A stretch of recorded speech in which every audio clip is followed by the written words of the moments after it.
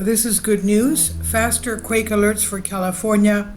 Megaquakes early warning system gets a major upgrade. As we know, geologists for years have been telling us all three sections of the San Andreas Fault, the northern section, the southern section, and the central section are all locked and loaded for the big one earthquake.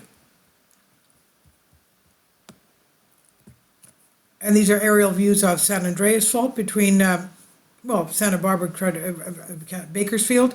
California's earthquake early warning system is getting a seismic upgrade, one that will allow residents to receive more timely alerts about shaking from an incoming earthquake.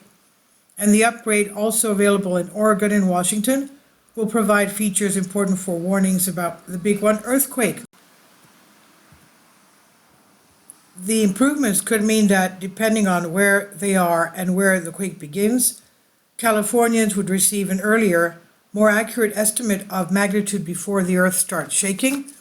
Say from a magnitude 7.8 earthquake, which is huge of course, that begins on the San Andreas Fault near the Mexican border and ruptures the fault towards Los Angeles County.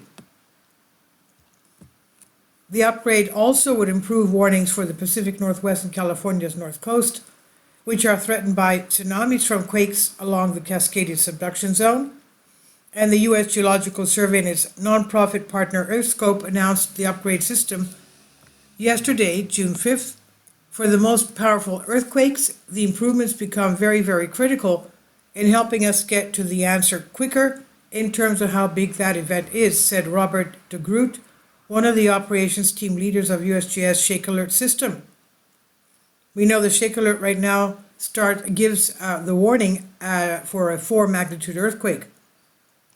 Now, for smaller earthquakes, the older system worked perfectly fine, de Groot said. But with larger quakes, the magnitude could be underestimated for quite some time, robbing residents of crucial information in the seconds before they feel the most destructive shaking.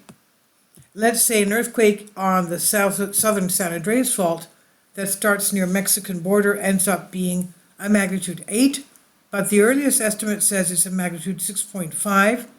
The longer that underestimate is broadcasting to phones, the less likely people are to take appropriate action.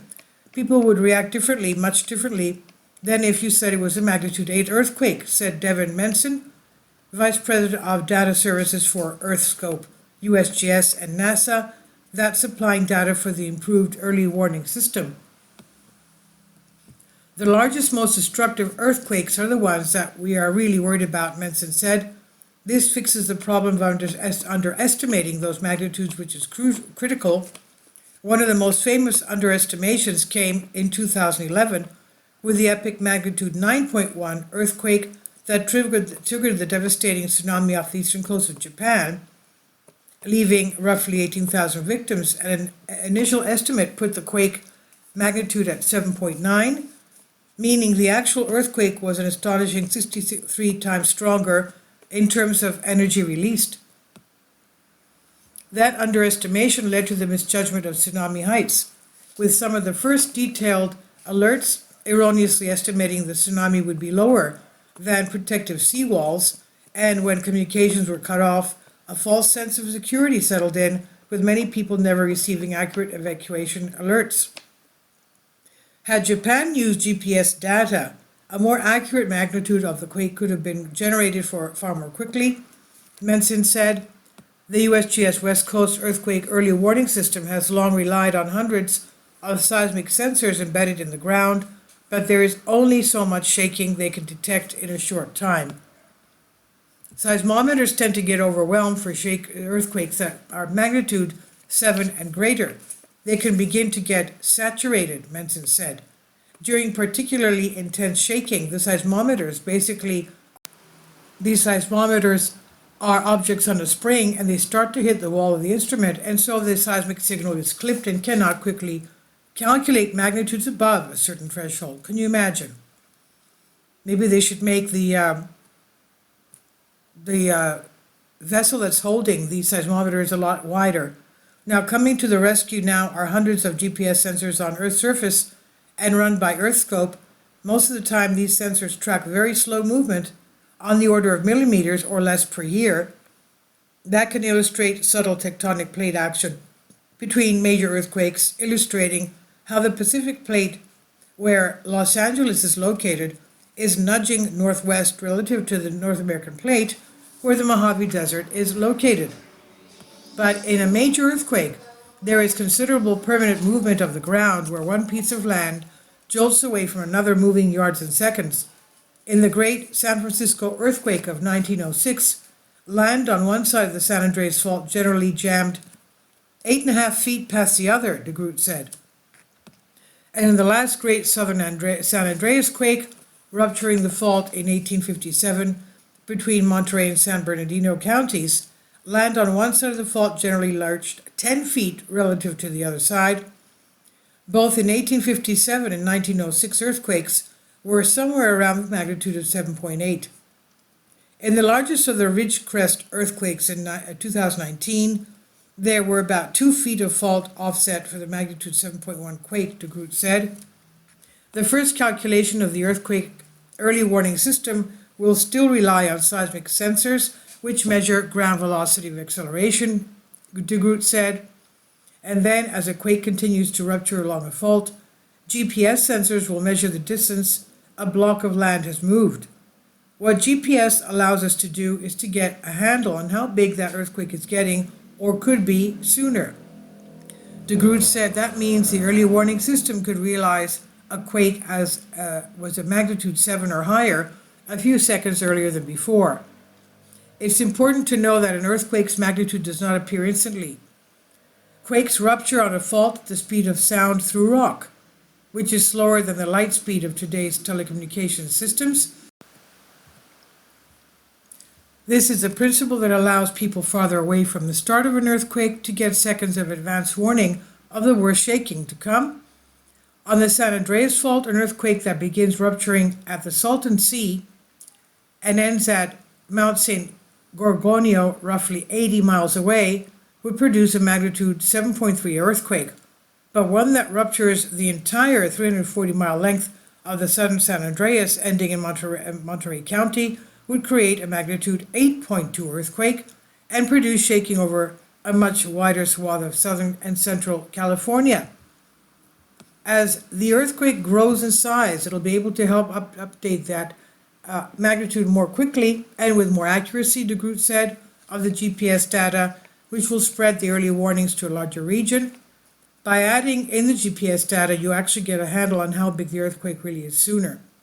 The net result will translate into longer warning times for people who could potentially get alerts on their phones, de Groot said. That would give people more time to take action, such as surgeons and dentists moving sharp tools from near patients, allowing trains to reduce the risk of derailment, opening firehouse doors before they can be jammed shut, and giving the public time to drop cover and hold on. Depending on where people are, some may not get a warning before they feel the first shaking, which is known as the P wave, but the goal is to give a warning before the most damaging shaking occurs, the S wave, which comes later. What we really want to get people to know about is getting the alert before the strongest shaking, de Groot said. By the end of 2025, the USGS Shake Alert, which is about 90% complete, is expected to have 1,675 seismic sensor stations, EarthScope says. An additional 1,000 GPS stations run by nonprofit are contributing data to the system. EarthScope, the nation's primary seismological and geodetic data facility, was recently formed as the merger of UNAVCO, which held an archive of GPS data, and IRIS, which held the seismic data archive. The earthquake early warning system has become more popular in recent years as people get more accustomed to the alerts. In February's wide felt magnitude 4.6 earthquake in Malibu, some felt left out when they did not receive any early warning. The alerts can be received by downloading the free MyShake app on iOS and Android. Android users are automatically subscribed to Android earthquake alerts. Those systems are set to sound an alarm when an earthquake is estimated to be magnitude 4.5 or higher, and the expected shaking intensity at the user's cell phone location is expected to be at least weak level 3 on the modified Mercalli intensity scale, where it's felt quite noticeably by people indoors and may rock standing motor vehicles slightly or feel like a truck is passing by. Earthquakes of greater strength, magnitude 5 and above, will send users a wireless emergency alert similar to an Amber Alert if they're in a location expected to get at least light shaking intensity. That's level 4 on their modified Mercalli intensity scale, shaking intensity enough to rattle dishes, windows, and doors, and can feel like a heavy truck striking a building.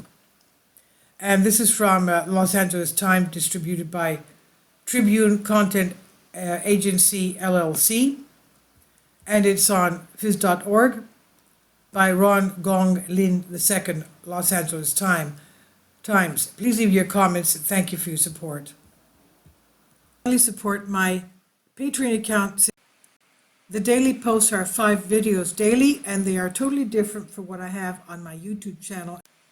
Thank you so much for your support and that you find all my content so interesting. You'll find the Patreon account details in the description box below.